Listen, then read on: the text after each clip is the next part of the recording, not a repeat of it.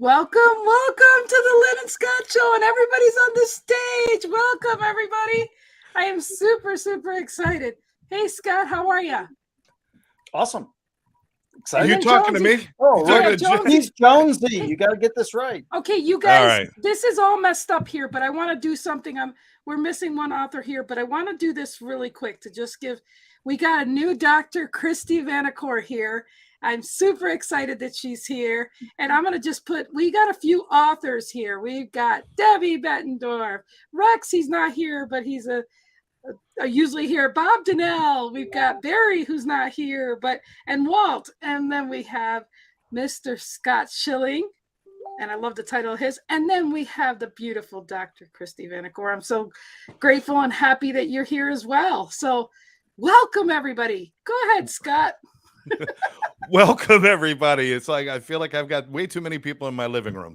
This is fantastic. I didn't put out any snacks or anything, but I'm glad everybody came out to join us on this Tuesday night. And I hope everybody out there is doing well. That's all of our regular listeners and, of course, all of you good people. But Lynn and I were talking about we want to try to do something a little bit upbeat this week. And because it seems like we always end up kind of punching and poking holes in the wellness industry. And I don't want to do that today. So I think what we're going to talk about is politics. No, I'm kidding. No. I'm just going to set the stage. Then we can take it where we want. I know Lynn wants to talk to our new people. And Dr. Vanacore, thank you very much for being here. It's nice to have you here. But one of the things that I've always found is that one thing that people are missing, and I do believe, and this is my belief, that we're born with pure joy. As a child, when you're smiling, when you're laughing, you ever watch a child laugh, a baby laugh? That's called pure joy. And what we do is we spend our whole lives covering that up. It never goes away. It just gets buried under every piece of crap we put in our heads. And one of the things I found is helping people in recovery from their mental health issues and addiction and trauma is that if we can somehow tap into that joy or find a way to peel away enough of the garbage to feel good, that is the key to everything. So I wanted to talk about, where is your joy? Where do you find your joy, and how do you find your joy? Because without that, all the things we do don't mean anything to anybody if you're not finding joy in your lives. Money won't do it. Money does not buy happiness, and it doesn't do any of that. And in all the work, even getting sober, it doesn't do it by itself. You have to find that joy. And without joy in my life, I've got nothing. So I kind of wanted to have people talk about joy, their own, and maybe their experiences with helping people find their joy. That's where I'm at. Now my timer's up, apparently. No, I'm not recording time now, but we will get done at 55 minutes in, because I've got a class, a mastermind to go with Scott Schilling. So if you want more details about that, I guess you'll have to get a hold of me. But anyways, let's start with the doctor. Does Dr. Christy mind being on the spot? Beautiful nice. Person. Way to put the newbie on the spot, Lynn. No, you don't have to. No, it's great. It's a great topic. First of all, thank you for having me. I love seeing all of you, some familiar faces, some new faces. So I'm really excited to be connected with all of you. So this is awesome. And I love this topic. And Scott, something that you said, really resonated, because it's something that I really teach, which is that joy is our essence. Yes. Right. It's just who we are, right? We are unconditional love, bliss, and joy. Yes. And, you spoke about all of the layers that get buried on top of our true essence, such that we lose connection with it. Right. So when I think about, what joy is, right, it's plain and simply who we are. It's our true state. It's our essence. But saying that to people isn't enough, because most people, if you say, well, that's your essence, that's your true self, they're like, what? Because I've been miserable for, 20 years, or I've been, in all of these places. So it isn't enough, to just say that. So the way in which I help people to reconnect with joy, and it's not just about other people I've helped. This has been my journey, right? In order to return myself back to my essence, this rewilding, returning to my essential wildness, right? It's about helping people really unplug from all of the noise and chaos so that they can even begin to see their own existence, right? To just connect with the world around them through their senses, to just quiet down and start to tune in to sensations in their own system. And ultimately from there, right, I bring people on a journey of working with their own bioenergetics, working with their own energy, understanding that they're nothing more than energy, that true self and joy is this highest frequency, and that we have what it takes to get back there. It's not even getting there, it's get back there, right? So, that's how I see the journey to joy. And, we make it sound so easy. Just go back to true self and remove all the layers, Yeah. And for some people, this takes a long time, but I tell people, it doesn't have to be hard.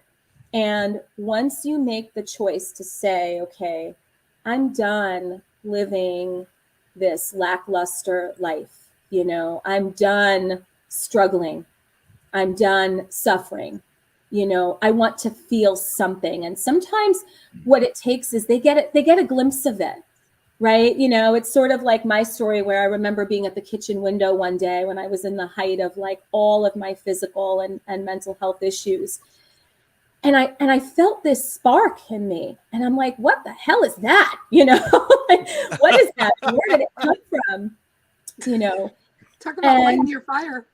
Yeah. And I thought, okay, is there something more? And I started then having dreams, and I just opened myself to the possibility that maybe there was more than, what my day-to-day was showing me. And so some people have that experience, right? They get sort of a spark.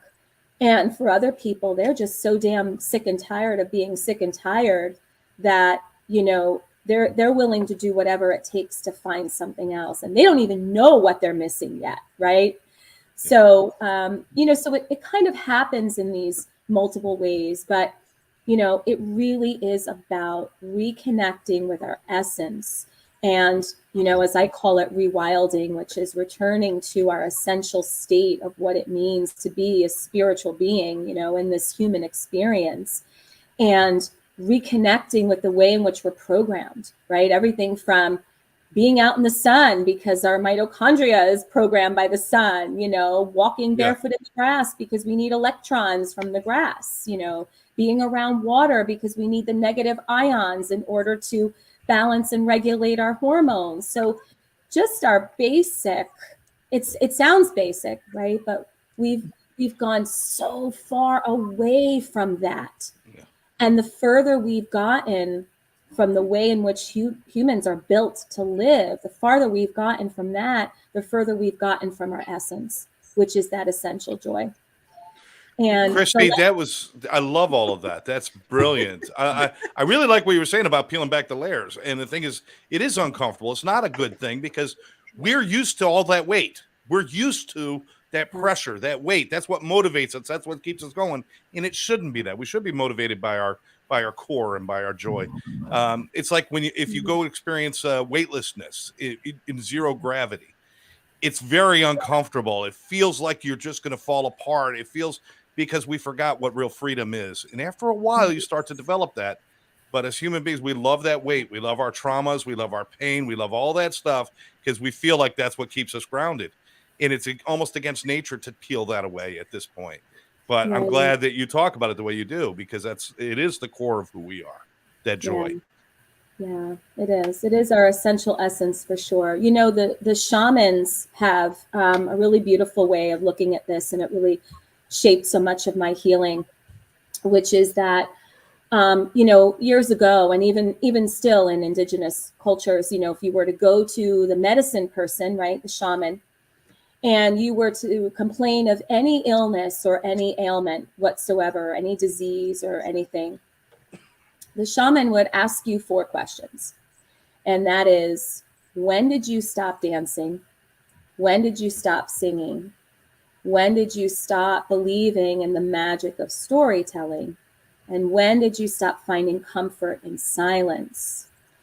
And the reason for those 4 questions was because the shamans believe that those 4 practices, right? So movement, singing, which is also movement, right? Storytelling, the wisdom of the elders, and silence, the ability to go within and connect directly with the channel, the spirit, were the ways of connecting you with your soul, with your essence, right? And they believe that all illness, all disease of any kind is due to energetic imbalance, disconnection from the soul, right? So if we want to return to our essential state of joy, right, to our soul, you know, those practices, I mean, think about singing, dancing, telling stories around a fire, right? Being so beautifully centered and connected within oneself that you can access spirit, right? And the higher powers that be. There's your joy.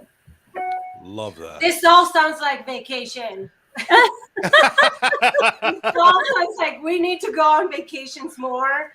We need to take steps out of the country. We need to experience more. We need to do more. We need to just live more, like live the life. And I think that's where the joy is.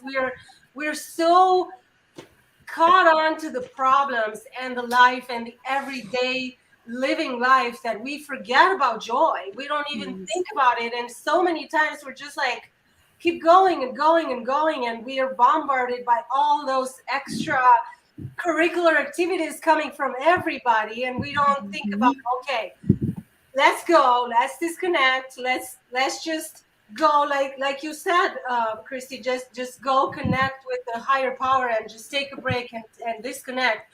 Debbie and I just came back from vacations. Debbie, how was it?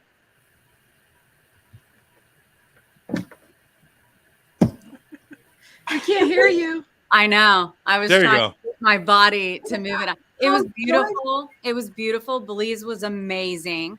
It was, we stayed in an area where we really could just be with the locals and learn their culture, eat their food, walk the way, you know, the paths that they walk. We went through a jungle. We went snorkeling. We literally hiked through a jungle. It was a little bit terrifying at some points because they have jaguars, but the monkeys were just as scary, to be quite frank. But I enjoyed it. Thank you for asking me. Thank you. I know I've been following your journey as well, and it looks like you've had an amazing adventure with your daughter. It was such a joy. Speaking of joy, speaking on this subject, it's just such a joy to take a break from life and go away, go on vacations. Just, yes. Yeah.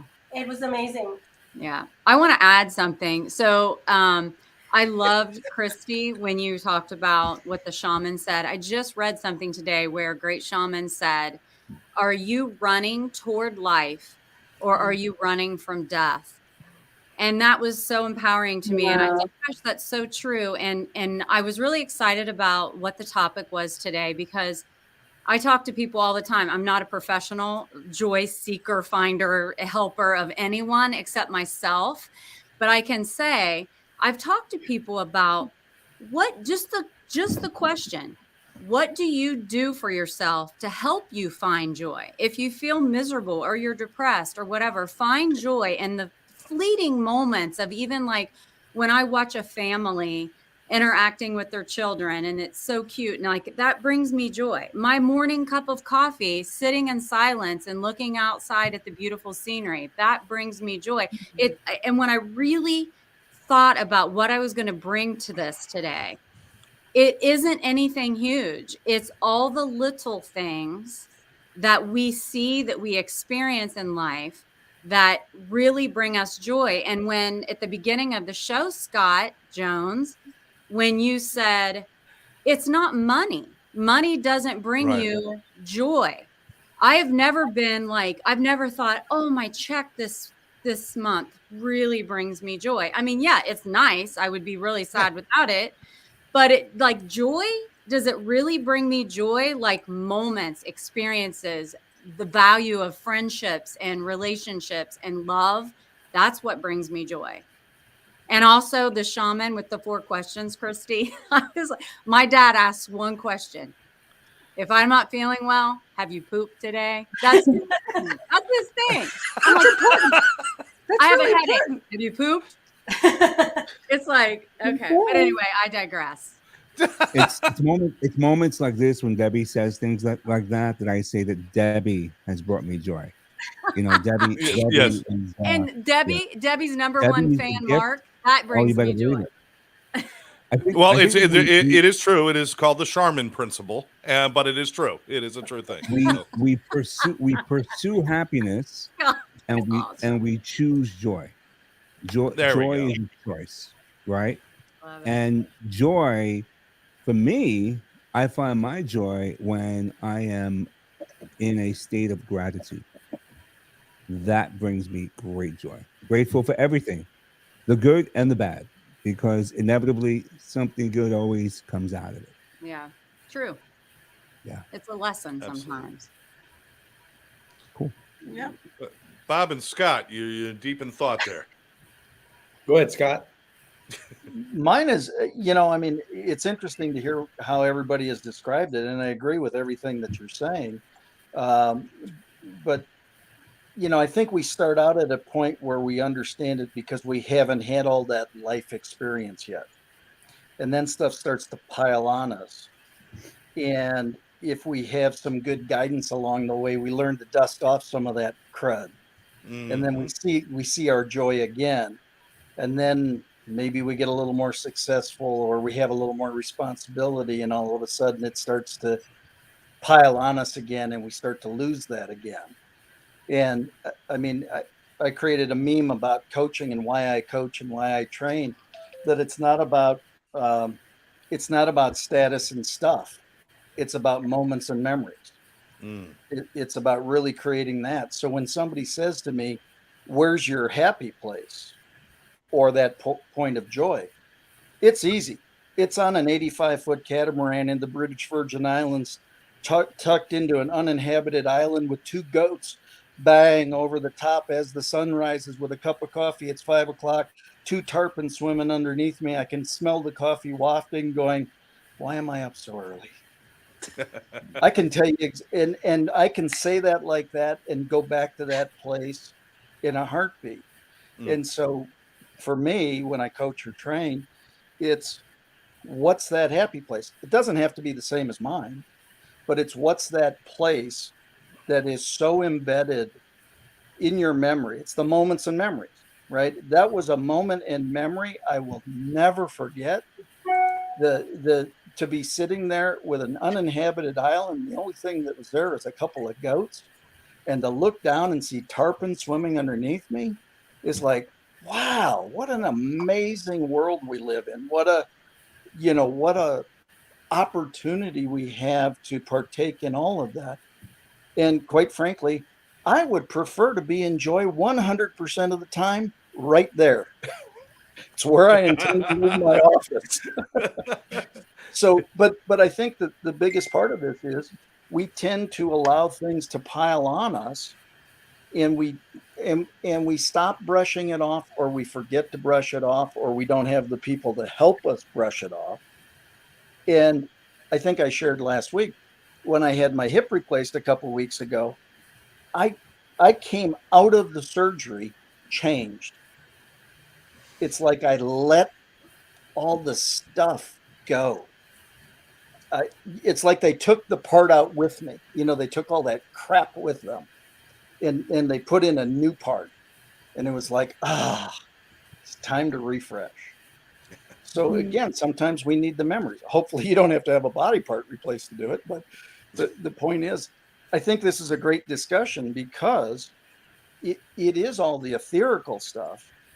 But I think if you would just stop long enough to remember that one moment, that one memory, and set that in place, I think you can still then grow from that.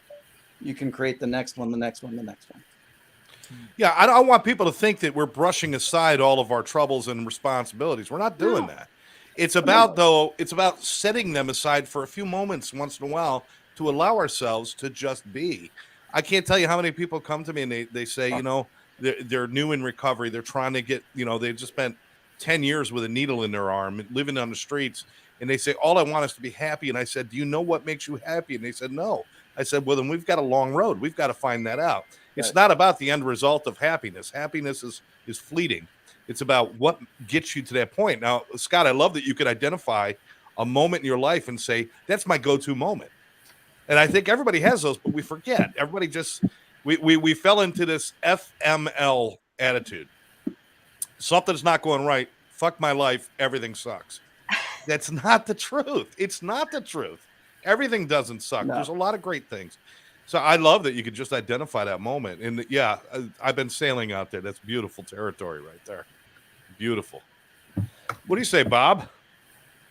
I think first we have to get to a definition of what joy is, because the joy to me could be very different than yours. And so defining what joy is for each individual, that way you don't hold a judgment against somebody else's joy versus your joy. I think the second part of that is, here you want to throw a contrast in there. Look at James 1 in the Bible, and you'll see, consider it all joy, my brethren, when you encounter various trials. Well, he's considering that joy. Most of us probably don't, at least at the time. And so I think, one, we have to define what joy means to each individual, let them define that for themselves. Secondly, that, it might take some reframing on our part to make the best of a situation so that we can enter into a true place of joy versus a fictitious one. Happy, joy. No, agreed. I think I'm most joyful when I get to help other people. If I sit back and think about just being at home in my absolute safe place, I'm most joyful when I have gas. I think it's just who I am and how I am, and the most joy that I get is making people smile, or helping people, or doing something for somebody that would bring them hope, or that would make them smile, either being a flower arrangement or being a financial services or anything for others is what brings me the most joy. Mm-hmm. We'll be over. A big part of that can just be observing other people's success. Yeah. And feeling joy. I mean, we might be watching The Biggest Loser and somebody lost 18 pounds. I got no clue who this person is, but I want to celebrate their victory. God, it's such a good point. That's joy, right? Because you've got an understanding of how you feel if you had a similar result, right? And so I agree with you that many times it's being of service to other people, but the other side is, again, just observing and celebrating and helping lift them up in that joy. I've got some points here that weren't said, that the joy is, I preach this all the time, so I want to preach it here real quick and say that it's important to make memories with people, and the memories you make are the ones that when something happens to them, those are the ones you fall back to, and to enjoy the essence of the time you have with somebody, and making that memory be of comfort and joy that you had that to begin with. Mm-hmm. And to know not to have had it is a loss. And also to know that when you're weathering bad storms, there's always a rainbow afterwards too. Or when you have shitty customer service or something happens wrong with somebody, you can always see that a company's always going to make it right to you. So there's the gratitude and the blessing. Because I think sometimes when companies mess up, it's for the greater good. You end up in a better place than if they didn't mess up your order or whatever. I mean, usually you get better customer service with mistakes. And so, people falter in those ways, but the joy is always to look at the bright side of everything, because there is a bright side and a good side to anything, but it's what you choose to think more of. And I choose to think of the greater part in everything that gives me joy. And even when I'm in the middle of a storm, I'm like, this too shall pass. So I like that. I didn't want to let what Bob said go without commenting on that, because I think it was important that, it's everybody's definition is different. Everybody's makeup is different. And what brings me joy is certainly not what's going to bring other people joy and things like that. So really, in the search for joy, what you're really doing is you're searching for who you are and what lights you up. And maybe, I think we kind of forgot to mention that. Bob, you brought it up very eloquently when you talked about that. You're saying it's different. You can't just assign it one spot, because we're not all the same.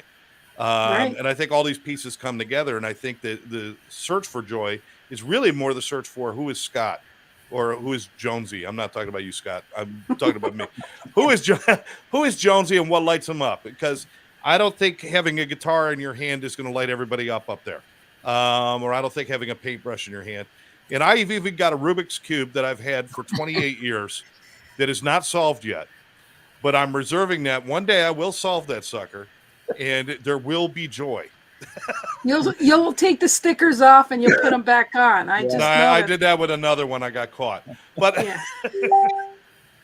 no, but I just wanted to people, you have to identify yourself. Joy is absolutely relative to who you are as a human being.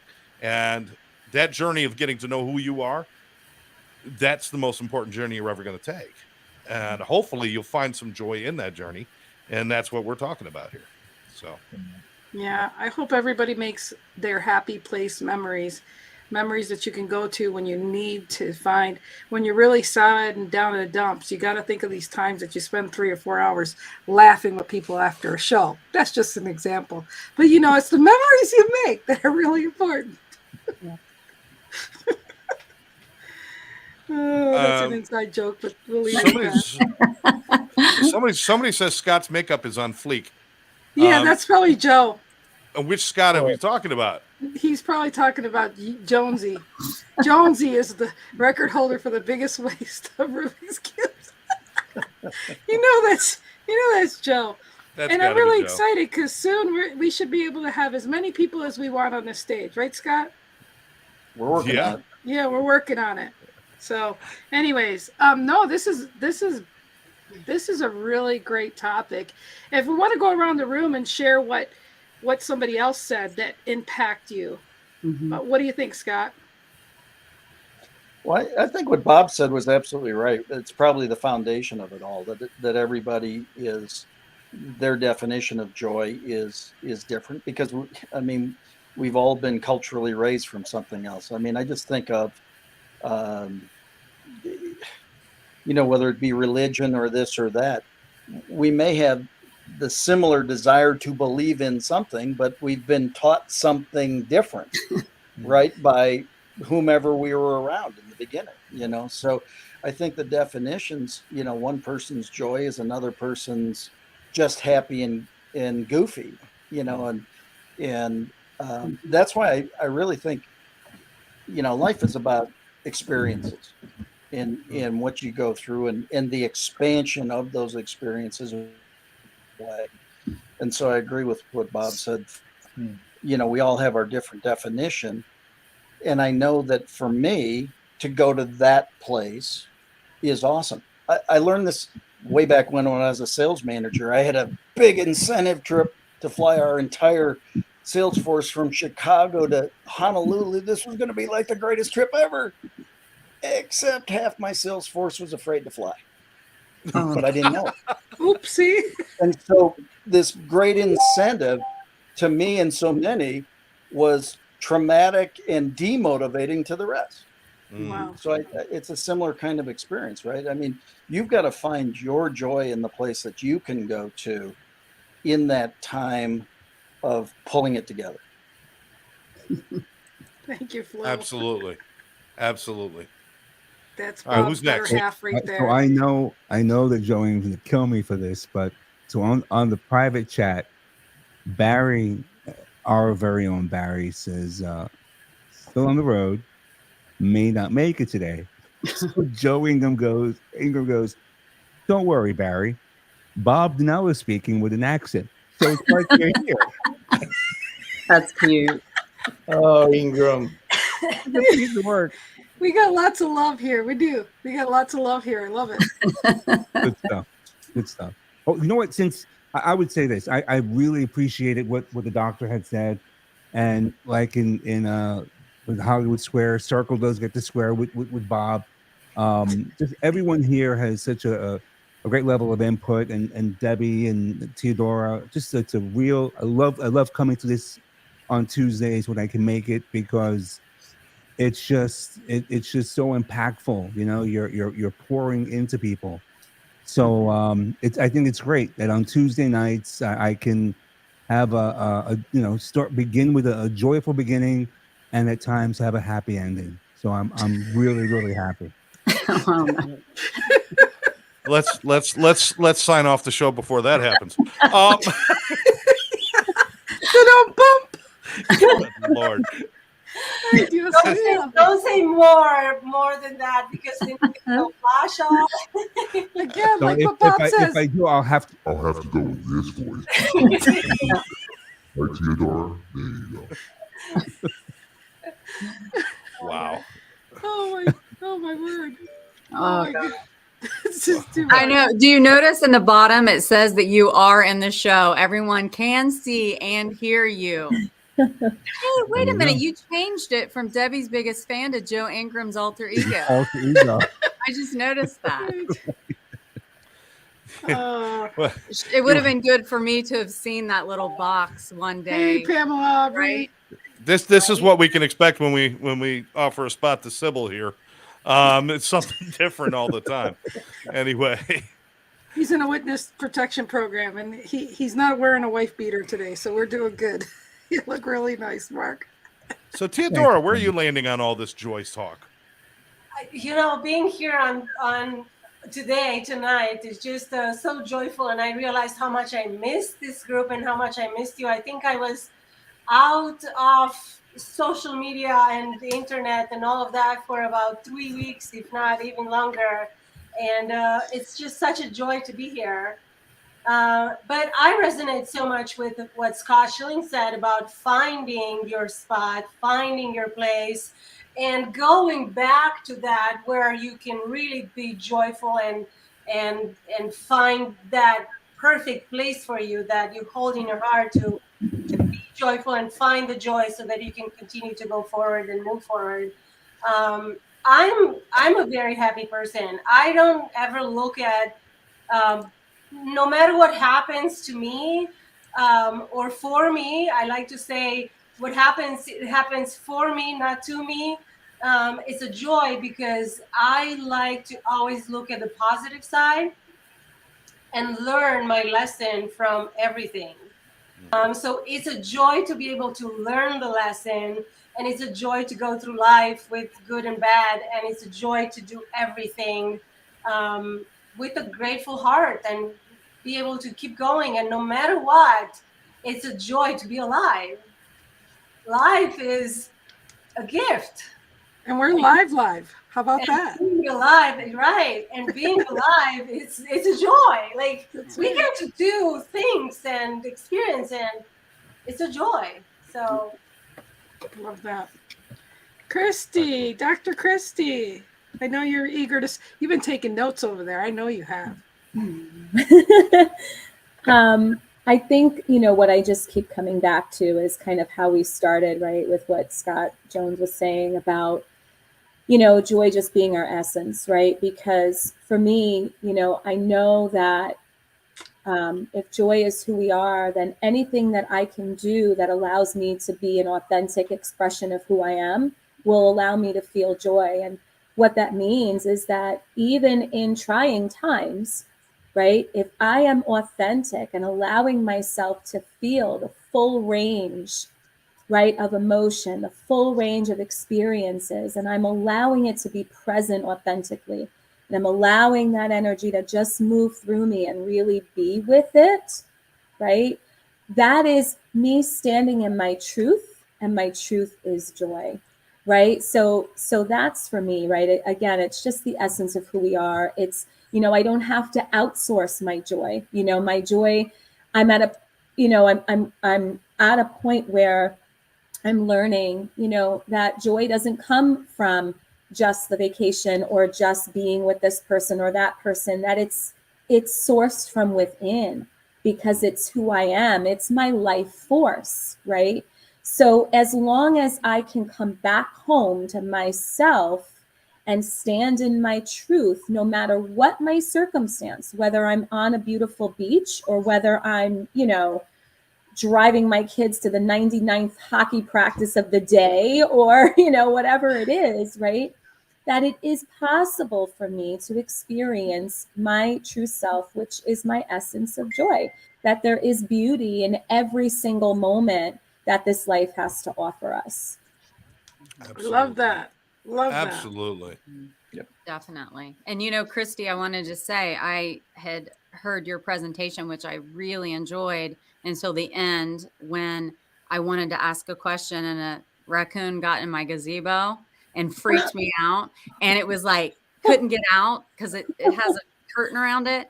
So one of these days I'll get with you and ask the question from the Grow Live when you were there presenting. Oh, Debbie, I was yeah. there and I couldn't wait to ask my question. I had my hand up What, waiting. is it good enough to share with us? And then it was a great presentation. It was really good. And from the story that I learned from you, just a little bit that I learned from you personally is you really had to learn how to find that joy, didn't you?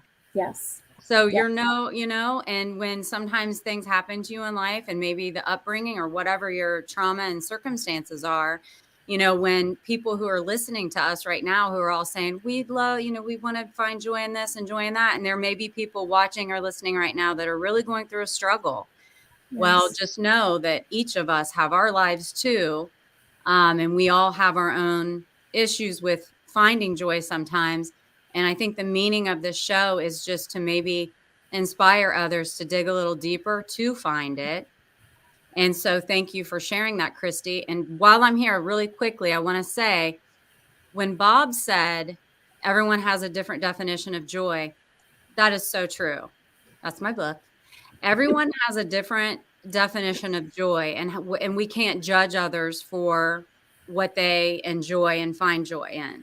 When I was in Belize and I was taking this little tiny boat across the Monkey River, trying to fit into the culture there and learn about, you know, the Belizeans, and there was a man, and like we were getting ready to go to the jungle, and there was a man, no shirt, no shoes, with a palm leaf on the edge of the water, waving the, you know, flies and mosquitoes off. And he looked so hot. And I was just looking at him.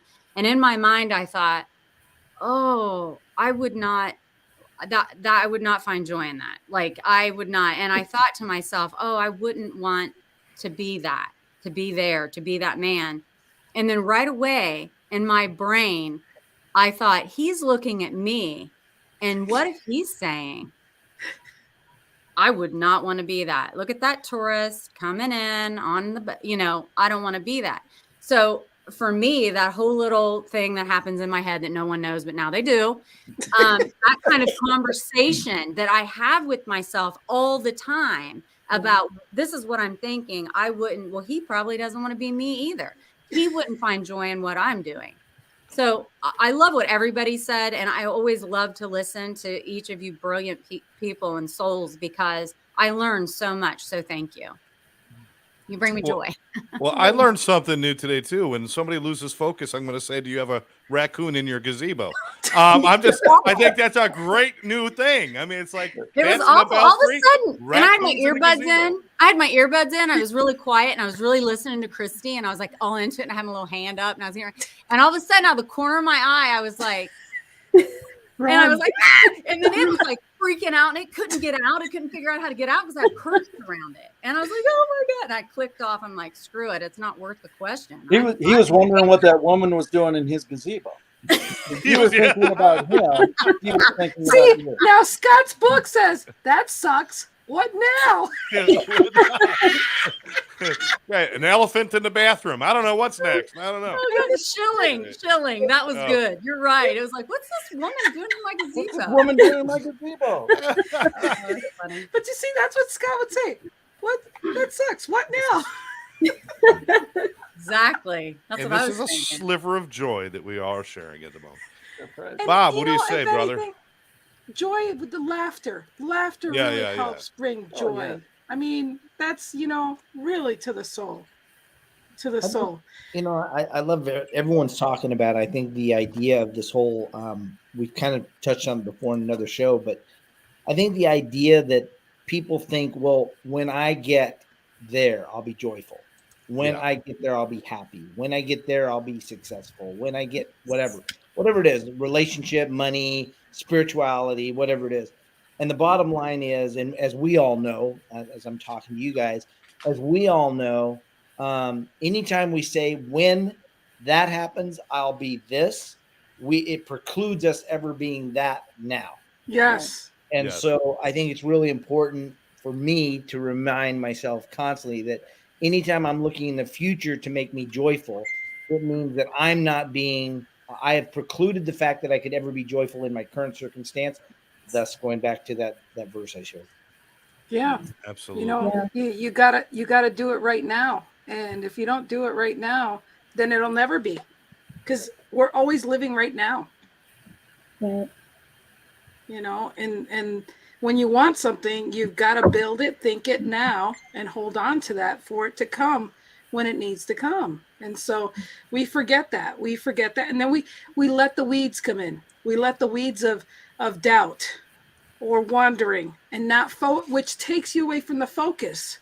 And taking you away from the focus, therefore it's going to take longer. And that's why when we get to be 56 and older, we get freaking wiser. It took us a long time to learn some of those lessons. I'm speaking for myself.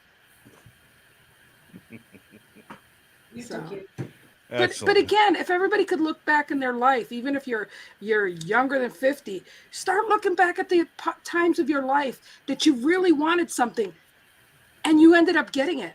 Why? Because you believed and you were going to do whatever it took to have. You could remember that and the joy it brought you because you say, I remember when I did something. Because you believed it with your whole heart and you were determined to make that be joyful and conquer or achieve those things. And so just remember those things. Don't forget who you were, because when you think of your youth and you think of the mindset you had then, if you go back to that mindset, you'd see that you'd never take no for an answer. You'd never take, failure as anything but failing forward. Like learning how to ride a bike or learning how to ride a motorcycle or learning anything. It took practice, but you fell down and you got back up. And that's the same thing with life. Bob, I'm telling you, you are right on with everything that you say. Always makes me really think. But just this morning, I had a conversation with my daughter on the phone who is, she's in law school and she's very driven. And I told her, I said, if I can give you any advice right now that I wished I would have taken that my mother gave me, it is I know you're driven. I know she's always on to the next thing. It's always the next thing. I got to get this done. I got to do that. This is what I want to do. And I said, time flies and the older you get, the quicker it goes, the more quickly it goes. But if you can slow down your brain a little bit and really train yourself to be in the moment of where you are right now and every day, and we all do it like, oh, I got to go. So be in the moment so that you appreciate, all of a sudden you're going to be my age and you're going to look back and say, where did the last 25 years go? Like, this is insane. And so what you're saying is right on. And it's just little reminders like that I remember my mom telling me, days seem long when you're younger. As you age, it speeds up. And all of a sudden you're like, oh my gosh. And if you, and I just like, oh, whatever, mom, whatever. But it's so true. And I just really want to help instill that in my children to slow things down. And I'm really just learning it. I mean, just like I just got home from yoga, slowing down the brain. It was difficult for me getting into that because I got to be moving. But the silence and the stillness is so therapeutic. So good. Yeah. Okay, so one of the ways that I share it is be where your feet are. Yeah. I love it. Yep. The power of now. Just be where your feet are, and to get into fear, to get into doubt, to get into anything, you have to leave the present and you have to go into an imagined future. Yes. You have to jump into the future, but then you have to imagine it to be a negative event. So if you are where your feet are, if you're in the moment, and that's, again, I had surgery a few weeks ago, and that's when I came out of it and went, I don't have to make 20 phone calls today. I've done that forever. Yeah. You know what? I'm going to make 3 and feel like a real freaking rebel. And it was awesome. And then somebody said, dude, you just had surgery. And I go, yeah, but, and he said, don't give me the, but. And you just chill. And Is it's been- everyone on here in their feet where they are? I mean, does everyone feel like they really have grown to be in the moment? Yeah. that I can tell you, it has been for me for sure. Yeah. Okay. The power of now has really helped me, Eckhart Tolle. I had a Yeah. coaching client who was an executive, owned a couple of businesses, and one day, this was probably about 10 years, well, maybe 15 years ago. And one day we're doing a coaching session in his office, and he goes, okay, tomorrow I'm going to go play golf with my friend. And I said, okay, on one condition. He says, what's that? I said, that you play golf with your friend. Means I don't want you calling the office, talking to the office, checking with the office, checking with your, nothing, just play golf. And he goes, okay. And I said, and the second condition is that when you come back the next day, you're at the office. You're not on the golf course. You're not talking about golf. You're not. He says, okay. So he calls me. Is, oh my gosh, it was amazing. It was such a great day of golf. I enjoyed it. I was so present. I said, great. I said, but you already broke rule number 2. You're at the office and you're talking about playing golf. He goes, that's awesome. It's so easy to do that we just have to be very present about wherever we're at, be there. Yeah. That's actually what I wrote in my book is the acronym BALANCE for the 7 areas of life, but to be imbalanced to be balanced. In other words, whatever category of life you're in, be there. Yeah. If you're working, work, be a 10. We tend to be a 4 at work, a 6 spiritually, a 12 socially. We're trying to multitask, and that was the whole concept that I put is purposeful imbalance to be balanced. Be totally in one of the areas, but play full out. Yeah. Come back to center and go back out. Well, if you remember, that's how high school. That. Yeah, that's like high school. You had different periods during the day. You had to be in gym. You had to be in social. You had to be in this. And that was a structure that should have helped us to realize we need to focus on these different things in increments. Well, but then somebody convinced us that multitasking was a wonderful thing. Right. Yeah, once the computer came out. And that's all of a sudden we can do all this crud all at the same time very ineffectively, but we can do a lot of it. Right. Yes. And it's crazy. Okay, we've got to get out of here in 8 minutes. So we're going to give everybody 30 seconds because Scott, we're not going to be late to class. So go ahead. Hey, stay in a moment. That's 8 minutes from now. Yeah, right. Exactly. Yeah. We're right now. But we're in this 8 minutes right now. So, okay, Christy, I'll start with you. And can we just have a moment for Christy's earrings because they give me gorgeous. They bring me joy. Yeah, those are nice. Gorgeous. Thank you. I love anyone who can appreciate fabulous earrings. There you go. I'm in. I love it. Beautiful. All right, 30 seconds. 30 seconds each. 30 seconds. Okay. What I want to say is really that everyone needs to learn how to become the source of their own joy. Everyone needs to connect with their authentic selves and really cultivate compassion for themselves in any given moment so that they can access that inner joy. Thank you. Beautiful. Mr. Happy Joy, you're next. So I'm going to give all my joy, all my happiness by deferring my 30 seconds to the one and only Debbie.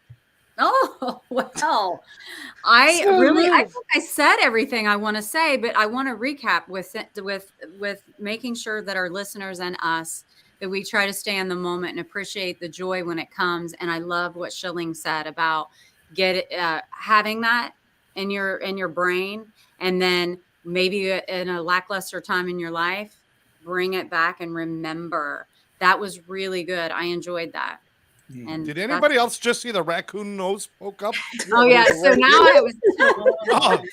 It looked like a raccoon nose. I was like, not again, Debbie. I know. What is it? She closes with the raccoons. Oh my gosh, I was glad she wasn't out there. The raccoon could hurt her. Ooh, I was afraid of it. It was going nuts. Okay, but anyway. Mr. Donnell. I didn't get asked my question.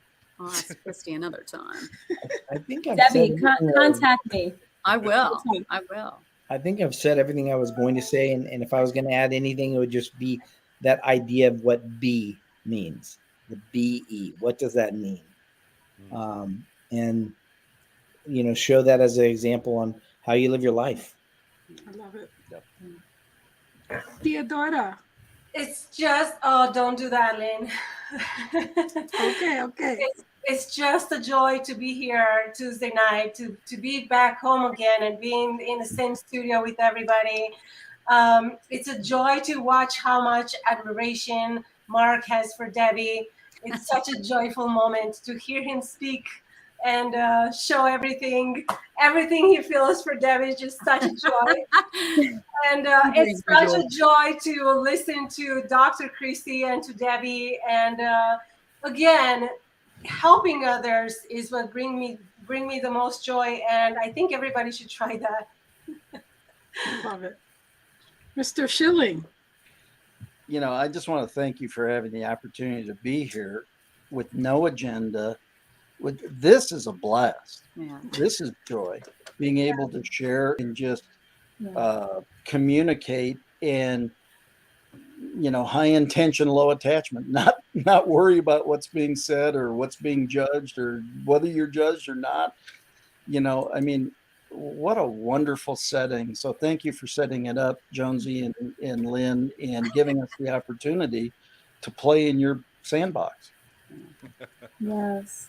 We're honored. We're joyful for that, aren't we, Jonesy? Oh, absolutely. Absolutely. It's not a sandbox unless you got a lot of people playing in it. It's just not. It's just a desert if you don't have more people. So And I want to say, Sandra, she left to get some new people on here, and I just thank her for being in the audience. And and Flo, thank you for stepping out, but thank you for being here. I love you very much. Our stage is going to be big enough to have everybody we want on here soon. I'm teasing with that. I'm excited about that. Scott can't tell that, or Schilling can't tell I'm excited about that. But for the shows I want to do and for what we're bringing here in this network, Lynn Serrano Network, I'm just really, really blessed to have you guys all be a part of this. And you guys, these are great people. I mean, these people, I would be happy to see them and hang out with them and very authentic people. Yes, and she's in Denver, so I guess that is a main terminal. We'll have to go to Denver. But you guys, this has been fantastic. Jonesy, your final words? I'm honored just to have everybody share so openly. And, you know, joy for me is it saved my life, because without it, you know, those of you who know my story know that that it wasn't that long ago in my life that that I was sitting in a car with a gun in my lap, thinking it was just easier to stop things than to conquer my addictions and to change my life. And I spent my life chasing money. I spent my life chasing women. I spent my life chasing drugs and the high. And I never found me during all that time. Like Bob said, I always sat around waiting. As soon as something gets better, I'll fix myself. And nothing ever got better. It wasn't until I changed, it started changing, and it started that inward search that I realized, you know what, I'm not that bad, and I'm okay. And I started finding joy, and I find joy in helping others, just like Teodora says. It's such an honor. It's an honor to talk to you guys. And I also want to pay homage that it was 2 years ago this week that my wife passed from an overdose, and that she lost her battle, and she could not find joy. She just, everything was pain. And when you know that kind of life, every ray of sunshine brings joy. Every moment, every hug from your daughter or your son, every moment when you get to meet people of great character and loving hearts is joy. I don't encourage people to take my path, because it's not the path you want to take. But you know what? Those darkest times, don't forget them. Don't forget them, because sometimes if we forget just how dark it can be, we don't honor the light anymore. Please honor the light and know that everything everybody's gone through, no matter what you're doing out there. And by the way, Mary Casey wants to write a book of joy. I will co-author that, because I actually co-authored a book. You may have heard of it, The Joy of Cooking Meth. But anyway, that's Oh my gosh. I'm kidding. It's a joke. Hey, and just for the end of podcast, because these will all end up being podcasts, I want to thank Scott Jonesy Jones to be here, Scott Schilling to be here, Debbie Bettendorf, Bob Donnell, Teodora Moga, Happy Joy, aka Mark Rodriguez, and Dr. Christy Van Coor. I want to thank you all for being here. This means a lot. This is all how we all see it, because we all have different perspectives, and respecting everyone's perspective and just knowing that we should love regardless of what we think, but we should love the memories, enjoy your day, enjoy your moments. And till next Thursday or Tuesday, when we don't know who's going to be on next, I want to thank everybody for being here. Love you guys, and we'll talk to you guys soon. Yep. Bye, everybody. Thank y'all. Thank you. Hold on. Keeping me safe and sound. And when I fall, you tied a rope to me.